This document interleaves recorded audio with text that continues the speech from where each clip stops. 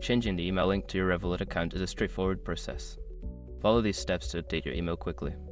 Step 1. Open the Revolut app. Launch the Revolut app on your mobile device and log into your account using your current credentials. Step 2. Access profile settings. Once logged in, tap on your profile icon or the account tab, usually located in the top left or bottom right corner of the app. Step 3. Select email address. In the profile settings, find the option for email address or contact information.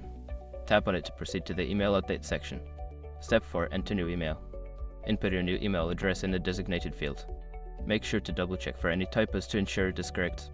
Step 5. Confirm changes. After entering the new email, you may need to verify it through a confirmation email sent to your new address. Follow the instructions in that email to finalize the change.